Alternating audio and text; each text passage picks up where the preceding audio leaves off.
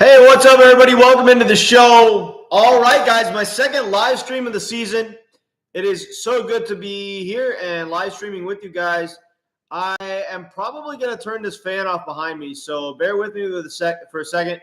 We're going to be talking not wide receiver rankings today. We're going to be talking sleepers today. So let me turn this fan off, and I'll get right back to you guys.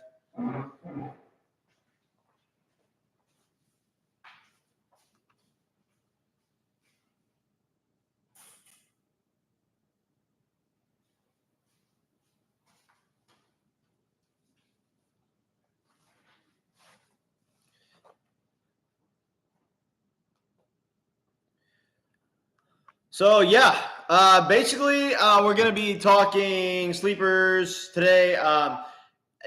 Just to be clear about what qualifies as a sleeper, because everybody looks at it differently. Some people look at sleepers as only players that go in the super late rounds.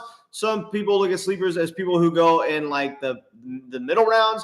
To me, a sleeper is anyone who could far exceed their ADP. I mean, if you look at guys that are going in the middle of the second round, and I think they could be the best player in all of fantasy. Well, to me, based on where they're going as far as their ADP, that player is a sleeper. So a player that I consider a sleeper, and players that I have on this list, do not have to be guys going in the late round. They're round the late rounds. They're just guys that I think they're going to exceed their ADP significantly. So yes, a lot of these players are going to be drafted in the super late rounds. That's where some of your best sleepers come from, but they could be early round players too. So I'm going to start with the first sleeper on my list, and this is one of my favorite ones for this year, and that is Jerry Jeudy.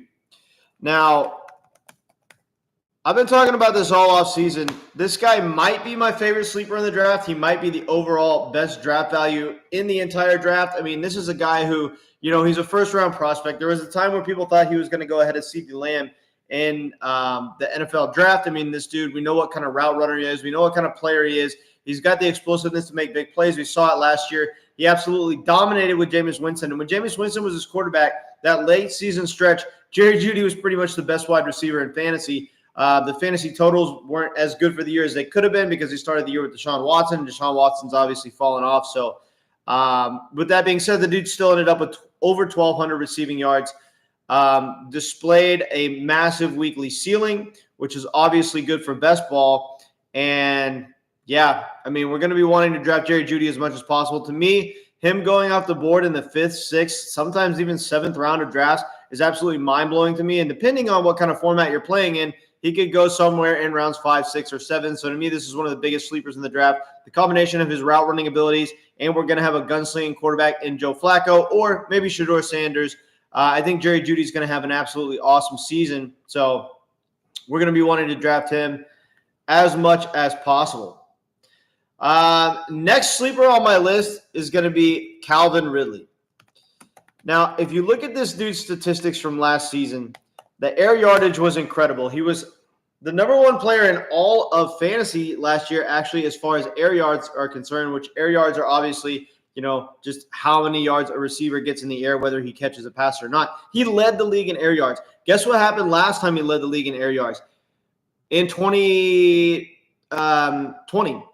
His last dominant fantasy season, he was the wide receiver 4 in all of fantasy, absolutely went off and just absolutely dominated. And, that was the last time he was tops in the league in air yards. So it's a very good sign that they're utilizing him like this in this Tennessee offense. I love him in this offense. I promise you one of their biggest game plans, if not their biggest game plan, is going to be getting Calvin Ridley the ball. The offense is going to run through him this season. We got, an obvious quarterback upgrade with Cam Ward coming in. So, if Cam Ward can be an average NFL quarterback, Calvin Ridley is going to be an above-average fantasy wide receiver. If Cam Ward turns out to be a good NFL quarterback or a great NFL quarterback, then Calvin Ridley, the sky is the limit. He could be a top 7 or 8 wide receiver. And this dude is going in the middle round. So this guy is a massive steal right now. So if you guys are just now tuning in, we are talking sleepers. And another sleeper on my list, and this is one I love, is going to be Marvin Harrison. Now, some people might not consider him a sleeper because he's still going in the relatively early rounds, but this is a dude who could far exceed his ADP. And, to me, being scared off from Marvin Harrison Jr. just because of his slight underperformance rookie year is a little bit ridiculous to me because, the dude was still decent. And now, he bulked up in the offseason. Obviously, they're talking about the game plan being getting Marvin Harrison the ball as much as possible. We know how talented of a wide receiver he is. He's really the only wide receiver in his offense. The other pass catcher is Trey McBride. I absolutely love Marvin Harrison. The breakout this year and far exceeds ADP. So even though he's not going in the later rounds, I consider him a sleeper because, well, he could far exceed his ADP. And to me, anyone who can exceed their ADP by a significant margin is a sleeper. So love Marvin Harrison. What's up, Jamie? How you doing?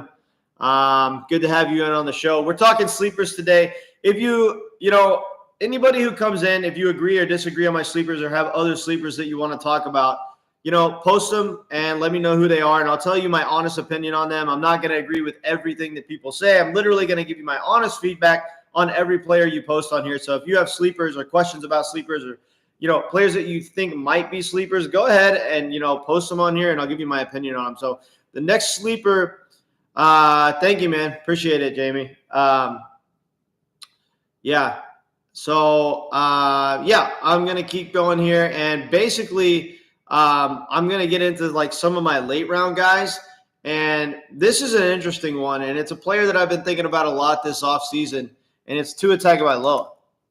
Now, this is a guy who, obviously couldn't stay on the field last year. He's had all kinds of concussion problems throughout his career. And the Dolphins offense was a dumpster fire last year. It just really wasn't good at all. And, you can look at this or you can look at the bigger sample, right? Since Tyreek Hill's been on the team, 2 out of the 3 seasons, the Dolphins offense was one of the most explosive offenses in the NFL. You look at just 2 seasons ago, they had that game where they put up 70 points. The offense was an absolute circus show. It was so good. And this was just 2 seasons ago when we had a healthy Tua and a healthy Tyreek Hill. I think that Tyreek Hill is going to have a massive bounce back season. I'm one of the only fantasy football content creators that actually likes Tua and actually likes Tyreek Hill and actually likes, I kind of like Jalen Waddle too. I like this Dolphins offense to bounce back. I'm one of the only people that does. But the fact of the matter is, I think that Tua is an awesome late round. Now, this is a guy who, man, look, Matthew Stafford, as far as just pure arm talent, is still one of the better quarterbacks in the NFL. And obviously, he doesn't give you the rushing upside that certain other quarterbacks give you. But with the addition of Devontae Adams, my gosh, this dude's absolutely going to go off. We know that they like to hyper target, hyper concentrate, hyper target share their top wide receivers. We saw it in the years with Cooper Kupp. We've seen it so far with Puka Nacua. Both these top receivers are going to get 10-plus targets a game. And given their talent level and how, they both have run after the catch abilities, look for Matt Stafford to have crazy yardage totals this year. If you watch my quarterback wide receiver stacks video earlier, it was only like 3 or 4 days ago that I posted it. I said that I think that Matthew Stafford and Devontae Adams is literally my favorite stack in all of fantasy based on the value that you're getting them at. And I think that Stafford is one of the biggest steals in the draft entirely, which leads me to another quarterback that I think a lot of us might be excited about, or we might absolutely hate him. It totally depends. And that's Anthony Richardson. Now, obviously, from a real life talent perspective, this dude has shown to be incredibly inaccurate throwing the football. But, given the rushing upside, and I know people talk about this all the time, and it hasn't really come to light, but this is a guy who could be a top 6 or 7 quarterback if he hits the ceiling, right? And you're getting him as the quarterback 27. You're basically getting him for free. And, if you're a kind of player that likes to wait on quarterbacks when it comes to fantasy drafts, Anthony Richardson is the guy to wait on because, yes, he technically has to win the starting job and everything like that. But I think Anthony Richardson's going to be the guy. He does have some receiving weapons. Michael Pittman Jr., Josh Downs, going into his 3rd season. I actually like his passing weapons. And, I just think that Anthony Richardson, given the fact that you're getting him almost for free, is a massive steal right now because you're really not risking a lot and you're getting some potential for some extreme upside. Jamie, I like Brian Robinson as a sleeper going in the 90th overall range. They didn't add competition. Yeah, I do like Brian Robinson. The only thing about Brian Robinson is last year he really didn't display that high of a weekly ceiling. The thing is he was incredibly consistent. Now, to me, Brian Robinson, it depends what format we're playing in. For best ball, I don't really like him as much, but for everyday redraft leagues, I think he's a great pick because you're obviously getting a great value. I mean, yeah, like 90th overall, that is about the range that he's going in. Austin Eckler has pretty much fallen off a cliff at this point in his career. Brian Robinson is absolutely the guy. And you've got to figure that we see some positive touchdown regression for Brian Robinson this season because the Washington offense, obviously, last year was very good. And it seems like Brian, I do have some shares of Roschon Johnson. Absolutely. You know what's funny is like I was drafting Roschon Johnson a lot earlier in the offseason as well. For some reason, I haven't been drafting him as much lately, but I do like Roschon Johnson. I think that the Bears offense could bounce back in a massive way. I mean, if you look at the talent level in this offense. I mean, we have DJ Moore. We have a second-year Rome Odunze. Caleb Williams, you got to figure he's going to come around at some point. This could give Roschon some opportunities to fall into the end zone. And while I don't think he's going to have the inherent volume that he needs to be a very good running back, if they use him on the goal line, which is a total possibility because DeAndre Swift isn't necessarily a prominent goal line back. If Roschon ends up getting used on the goal line, he could be an absolute monster. Yeah, no, his ADP has definitely gone up. I loved getting him in early best ball drafts in that 19-20 range. That was absolutely awesome. I think that's why I have so many shares of him, and I took so many shares of him in pre-draft best ball. I did 69 pre-draft best ball teams, and I have something like 19% Roschon. So I did like it. And for some reason, post-draft, I haven't drafted him as much. I just don't like the fact that his ADP's gone up. But I do think he has the opportunity to fall into the end zone quite a bit. If he gets the goal line usage that we think he might get. Because the Bears offense has got to bounce back at least a little bit, right? So another sleeper I wanted to talk about while I'm on the topic of quarterbacks, there are a lot of late-round quarterbacks that I like. And, actually, no, I wanted to switch up to wide receiver. So another sleeper that I have is DK Metcalf. Now, again, a guy going in the middle rounds. A lot of people don't see those guys as sleepers, because, DK Metcalf's already had a monster season. Does he qualify as being a sleeper? To me, anybody who watches my channel knows I consider anyone that can far out exceed their ADP as a sleeper. So DK Metcalf is a sleeper to me. I think Aaron Rodgers is going to go to Pittsburgh. I don't know what's with all the theatrics, but the fact of the matter is DK is a wide receiver one. There's absolutely no competition for targets there. And, I don't feel like he ever had an opportunity to really hit his ceiling in Seattle. I think that he's now in an opportunity where he can actually be the wide receiver one that everybody thinks he could be based on his talent profile. He's obviously, a physical specimen and everything like that. So we've been wanting that super high ceiling for DK Metcalf. He has not shown it in the past. But I think that with the opportunity in Pittsburgh and having absolutely no target share competition, it's going to be really good. I actually like the departure of George Pickens. I think that DK Metcalf is going to dominate on target share alone. Do I think Roman Wilson can be somewhat of a factor in fantasy? I don't like Roman Wilson at all. I didn't draft him at all last year. There was a lot of fantasy content creators that were saying to draft him in the later rounds. He really didn't show up and do anything. I don't think he's going to this year. I mean, and considering the fact that the quarterback situation, we're still figuring that out. I don't know. I mean, I trust DK Metcalf in the offense. No. Yeah, not for me. There's just so many other late-round wide receivers that I like, that are going in his range. What's his ADP? I mean, he's going in around, 17? I mean, he's going as, one of the last overall picks, but I still really don't like him at all. I would rather take late-round flyers on other guys. And a lot of times I'm drafting tight ends as, my final picks because I get all my wide receivers in early, and then I end up taking tight ends, late. So, honestly, I'm taking so many early wide receivers this year that I've usually got my 7 or 8 wide receivers by the time I'm at that part of the draft, and I'm just not drafting a lot of those late round wide receivers because it really didn't show to be a very viable strategy last year. I mean, last year, people that kind of spammed the wide receiver button and drafted a lot of wide receivers late didn't have a whole lot of success in fantasy, and I'm glad that I didn't draft that way last year, but I did have some teams where I spammed wide receiver and drafted it went 10 deep at the wide receiver position and got some of these late round guys, but those teams didn't really work out for me. Yeah, I do like Evan Ingram, bro. I mean, obviously going over to the Broncos, we have a quarterback in Bo Nix that really, I mean, he exceeded expectations, obviously, in his rookie year. And, we've got Courtland Sutton in the offense. We've got an offense that could be very, very good. And Bo Nix, if you look at a certain stretch of the season, was better than almost any quarterback in fantasy. And Evan Ingram is an elite pass-catching tight end. Obviously, he wasn't able to, fully hit his ceiling in Jacksonville, so I like the trade going over there. And a lot of times you get the best value in fantasy drafts on players that are going to new teams because people are scared to draft them, right? It's a new team. It's a new situation. So, a lot of times you end up getting your best value by getting players that go to new teams. You get your best values, by situations that are a little bit uncertain.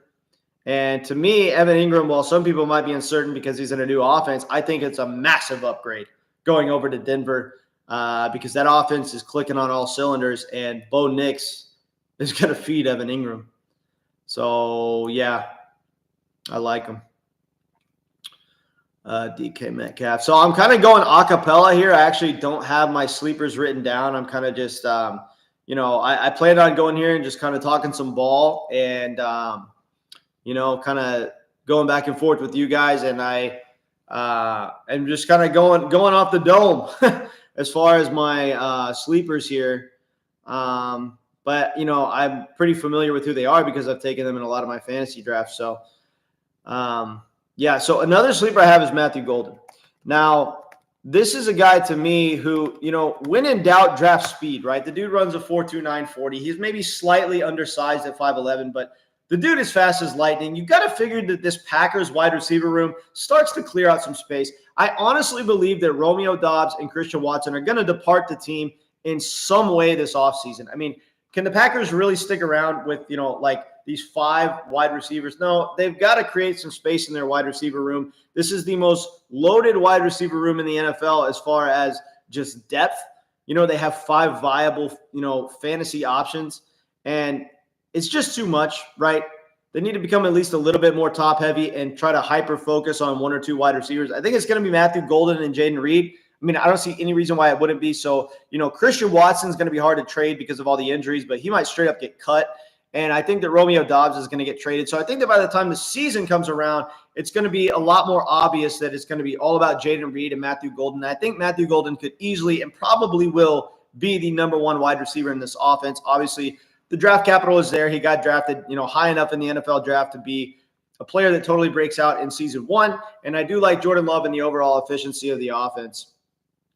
I like Golden a lot considering Reed only plays 60% snaps in the slot.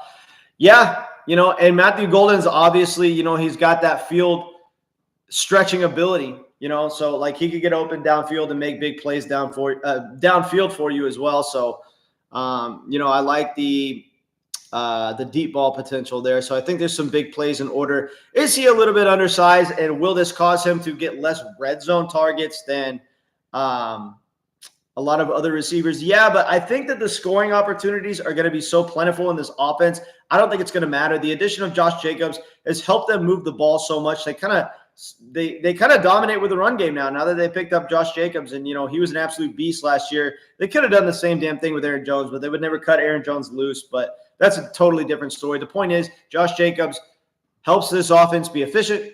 And I think that the touchdown upside for Golden is going to be very good. And we obviously know the big playability is there as well. Another one is, have I mentioned Chris Godwin yet? No, I haven't mentioned Chris Godwin. This was my most owned player on Underdog Fantasy Football last season. So I called this in the offseason last year. I said that Chris Godwin was hands down the biggest steal in the draft. And if you look at where – what he was doing before he went down with his injury, well, the dude was the wide receiver 1 in all of fantasy. He was ahead of Jamar Chase. He was ahead of everyone. And then he gets hurt at the end of the game in week 6 and misses the rest of the season. This was absolutely brutal for my fantasy team. I was crushing. I owned 27% Chris Godwin, and he was going off.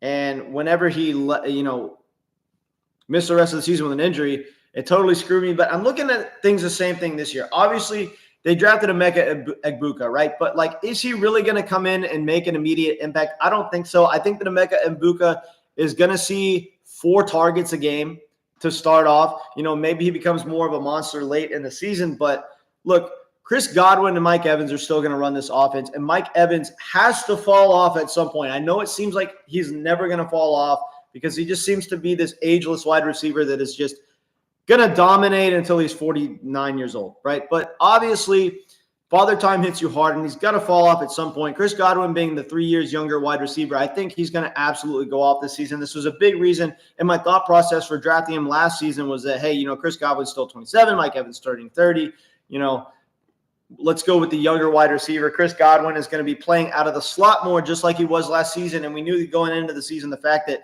his snap share, as far as, the amount of snaps that he's taking as a slot wide receiver, was going to significantly help him. It did. The target share went up. The touchdown upside was there. The dude was catching balls downfield. He was dominating in every way, shape, and form. And then, unfortunately, he went down with the injury. Anyways, I like him just as much this year.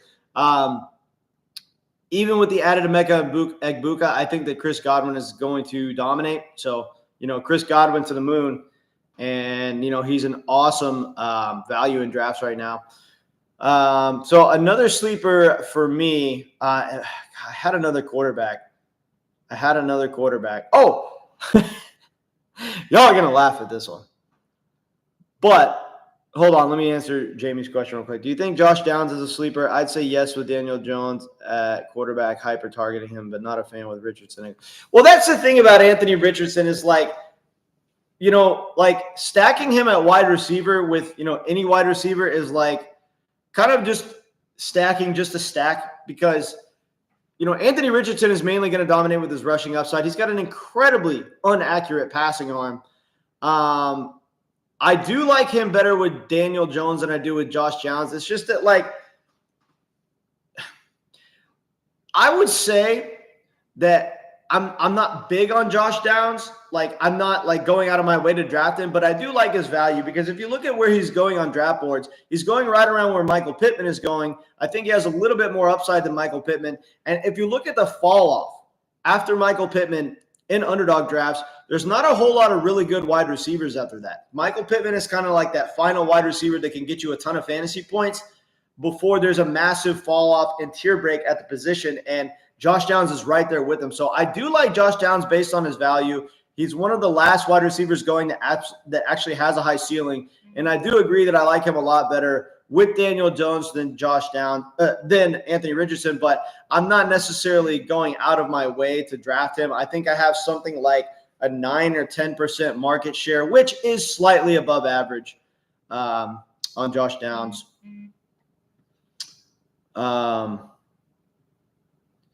Yeah, but my top 3 quarterback sleepers I already mentioned, Tua, Stafford, and Anthony Richardson. So a lot of my sleepers are going to be at other positions.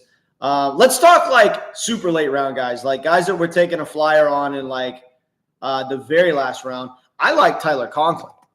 Now, if you look at this guy, obviously hasn't really had any sort of breakout fantasy season, but he's not really the guy that you expect a lot from. What you want from Tyler Conklin is you want him to be a reliable tight end 3, for your best ball teams, and you want him to be a good backup tight end for your everyday redraft leagues. And going over to the Chargers, I actually like his upside with Justin Herbert. I think that he never really had a chance to break out on the Jets. So I like Tyler Conklin to kind of explode and have his best fantasy season yet. If he had something like 500 yards and 6 touchdowns, I really wouldn't be surprised. So that's definitely a tight end sleeper that I like. Another tight end sleeper that I like, and a lot of people don't consider this guy a sleeper because he's going early in drafts. He's already had a massive breakout season. But like I said, I consider anyone that can far exceed their ADP to be a sleeper. So I am going to put out here Sam Laporta. Now, Sam Laporta is a guy to me who you look at him just 2 seasons ago, he was the tight end 1. He went on a stretch last year where he was getting in the end zone like crazy, putting up multiple touchdowns a game. The dude had a disappointing season last year and was still a pretty damn good tight end. Anybody who's watched my Do Not Draft videos knows that I do not like taking Brock Bowers early. I think that his draft capital is way too high. So what I'm doing is I'm waiting and I'm drafting Trey McBride. At the end of the second round, beginning of the third, I'm drafting George Kittle, and I'm drafting Sam Laporta. I am going to own so much more Sam Laporta than I am Brock Bowers based on where he's going in the draft. So I love him as a sleeper this year, even though, I don't know, he's right in that range of, not being able to be considered a sleeper, but to me, based on where he's going ADP-wise, people are sleeping on him. So I like Sam Laporta to kind of revert back to his first season where he just absolutely dominated. So I like him as a sleeper as well. So another sleeper that I'm totally okay with is Jalen Tolbert. Now, this is a guy who you really shouldn't draft unless you're taking him with the last overall pick. You really don't even want to reach for him in round 17. But with the round 18 pick, I'm totally fine with this. I think he has some upside. He's the clear-cut wide receiver 3 in what's going to be an offense that plays at a fast pace, that puts a lot of points on the board, and could be one of the higher scoring offenses in the NFL. And the Cowboys do have holes in their defense, so there's a chance that they're playing in a lot of high-scoring shootout-style games. So for best ball formats, I think that Jalen Tolbert is a really good wide receiver 7 or wide receiver 8 to take in the final round. So I do like him as a sleeper. The talent profile is actually decent. This kid can play. And before George Pickens, I was absolutely loving this pick. But his ADPs stayed kind of the same, even with George Pickens being added to the team. So I like Jalen Tolbert as a late-round sleeper. I think he's an absolutely money pick with one of the last picks of the draft.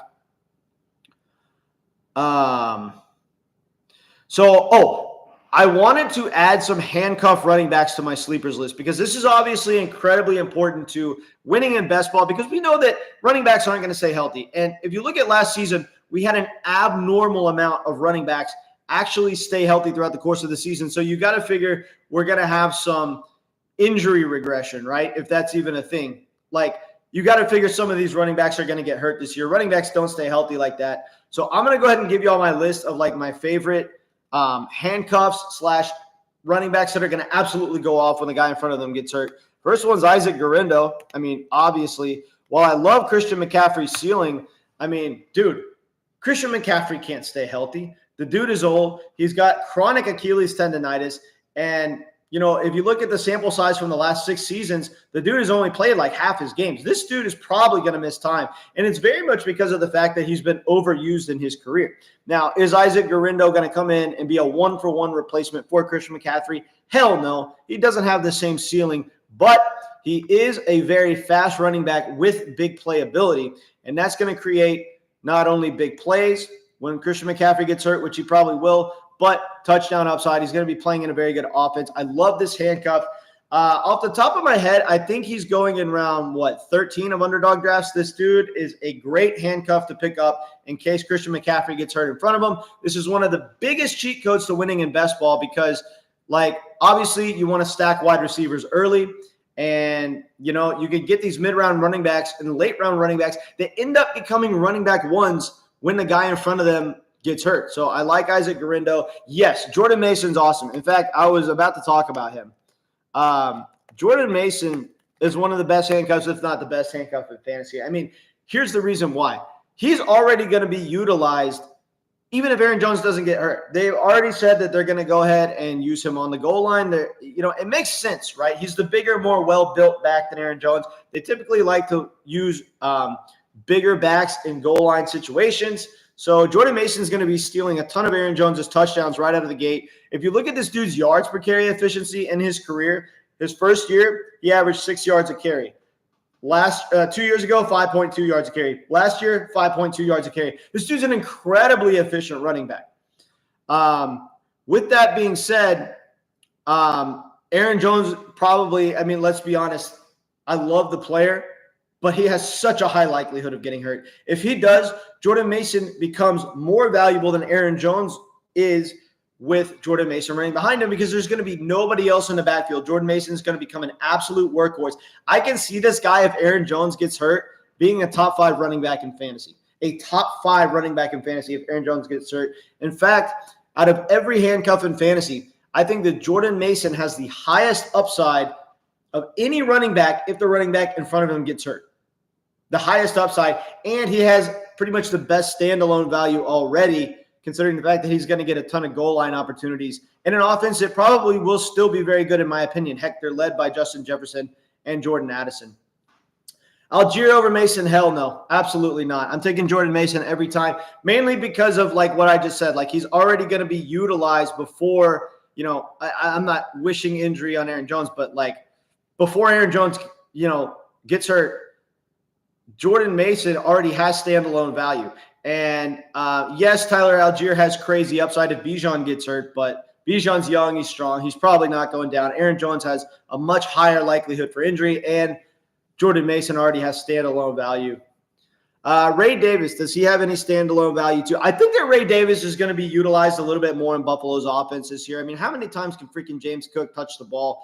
You know, he's not really your prototypical workhorse running back. He's more of like an all-around. He's kind of like a Jahmyr Gibbs. You know, James Cook isn't as good as Jahmyr Gibbs, but he's that type. You know, he can run routes. He can line up all over the field. You know, he's a guy that operates a little bit better when he gets 14 or 15 carries a game as opposed to 20-plus. So you got to figure that the touches for Ray Davis are going to go up this year. Obviously, he has massive, massive value if James Cook gets hurt, but I think he's going to touch the ball a lot even before that, or not a lot, but like a good amount before that. So I like Ray Davis. I think he has standalone value for sure. Who was my next sleeper that I was going to be talking at the running back position? We had Jordan Mason. Jordan Mason was literally the next one I was going to talk about, but I really do like Isaac Guerendo. I like Jordan Mason. And we might as well talk about Tyler Algier. While I do like Jordan Mason better, the Falcons' offense has the upside to be very good. And if Bijan gets hurt in front of Tyler Algier has nobody behind him. He has absolutely no competition. In fact, of like all the handcuff running backs in fantasy, Tyler Algier has less competition behind him if the running back in front of him gets hurt. So, like, what is this team going to do? They're going to absolutely feed Tyler Algier. He's going to be getting close to 25 carries a game. Basically, what Bijan gets, Tyler Algier is going to come in and be a one-for-one replacement as far as volume. Obviously, efficiency probably not going to be as good. He's not quite the running back that Bijan is, but he is a damn good running back, one of the best backup running backs in the NFL, hands down. And he's going to be getting like 25 freaking carries a game if Bijan goes down in front of him. So I do like Tyler Algier, not as much as Jordan Mason. Jordan Mason's probably my favorite handcuff, but Tyler Algier is definitely up there for me as far as handcuff running backs. I know there's a ton of really good ones. So we had Tyler Algier. I already mentioned Guerendo, Jordan Mason. I would say Braylon Allen, but I really don't like Braylon Allen based on the fact that, like, even when Breece Hall missed time last year, it's like they were still using multiple backs in the backfield, and it wasn't like just completely Braylon Allen's backfield. So I really don't like him as a handcuff nearly as much as a lot of these other guys. So that's just kind of my opinion on Braylon Allen. But there are a lot of there's also Krosky Merritt for the Patriots. Dude's got talent. Obviously, kind of a crowded running back situation, but I think this dude's got some upside. I mean, you could take this dude in the absolute final round of best ball drafts. So I kind of like taking a late round flyer on him. I probably spelled his name wrong, but so moving on to my other sleepers, like as far as late round wide receivers, there's been a lot of these guys that I've been taking like in the absolute final round. I kind of like Yoshavash. We're just going to call him Yoshi to make things easy. I mean, if T. Higgins gets hurt or Jamar Chase gets hurt, he's going to be utilized a lot. I mean, this dude's shown to be a talented wide receiver. He is efficient with the touches that he gets. And there was a stretch last year where people were calling him a must-start player, at the flex position. And I thought that was a little extreme. But he had a stretch last year where he was actually pretty good. And, if you look at the pass catchers in this offense, a little bit injury prone, right? Jamar Chase has missed time. T. Higgins is very injury prone. And I think that despite the fact that both of them have two massive contracts and are the highest paid wide receiver room in the NFL, if either one of them were to miss time, I think that Andre Yoshavash comes in and has some pretty good fantasy production. So, yeah, guys, hit me with your fantasy questions. Would you rather have Jalen Wright or Ollie Gordon if Achane gets hurt, or do you split 50-50 or you don't want either? It's really hard to draft either of them. I will say this. I've been drafting a lot more Jalen Wright. I mean, obviously there's so much speed in this backfield, but Jalen Wright can really run. I mean, obvious track star. I think that he's going to get utilized a little bit more this year. I mean, can they really use Devon Achane like a workhorse running back for long and get away with it? I mean, you got to figure they're going to take some touches away from him and utilize Jalen Wright a little bit more. That being said, I don't want to draft too heavy of a market share of Jalen Wright, but I am taking him as one of my backup running backs. In fact, I probably should have included him on this list. So I do like Jaden Wright. I'm not really touching Ollie Gordon. I think that Jalen Wright is the better player, and I think that he is going to get a pretty good amount of touches in the backfield this year. I think his opportunity share is going to go up. And then obviously, if Achane gets hurt, I think Jalen Wright steps in and is the guy. So, yeah. All right, guys, hit me with your fantasy football questions. We're talking sleepers today. I've already mentioned, most of the sleepers that I have on my sleepers list. I've mentioned handcuff running backs, late round wide receivers, mid-round sleepers, early sleepers, everything like that. But hit me with your fantasy football questions. Ask away. Blow up the chat. Let's get this chat going. Let's build it up. And ask me any fantasy football question that you want. Oh, also, guys, I did want to make an announcement.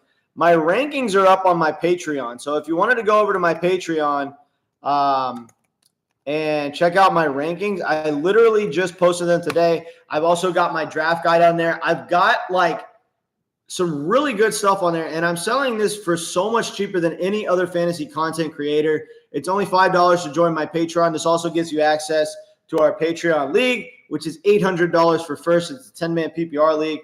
It's gonna fill fast. So if you wanted to go over to my Patreon and get my rankings, go ahead and do that. And you also get a chance to get in the Patreon lead and get my draft guide all for $5. So it's really a killer deal if you wanted to go over to my Patreon. So I have links to it all over my channel. In fact, let me go ahead and post the link to it here.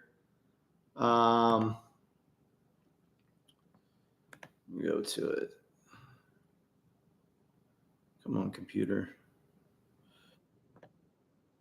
I'm going to post my link to my Patreon so you guys can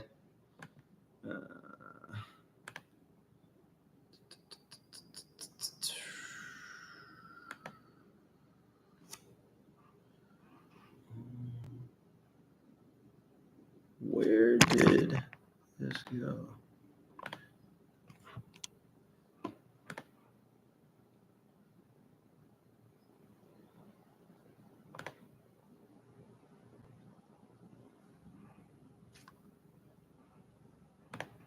All right, there we are.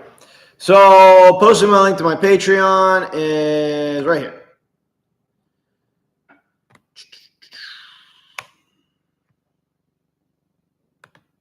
Oh man, it's too many letters. It's not letting me post it. Anyway, you can go to any video that I post, and the link to my Patreon is in the description. And my rankings are going to be up there. I had a lot of people asking about my rankings, so that's a super cheap way to get them.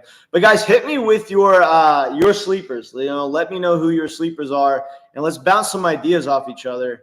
Because I don't know, I want there. I'm back, baby. Yeah, let me know your sleepers, guys.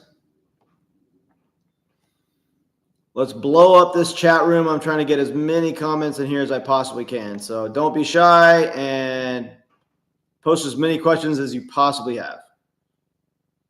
Or just say what's up. We're all in here. We're just chilling, talking ball. So I'm kind of going off the dome a cappella here. So, just talking about what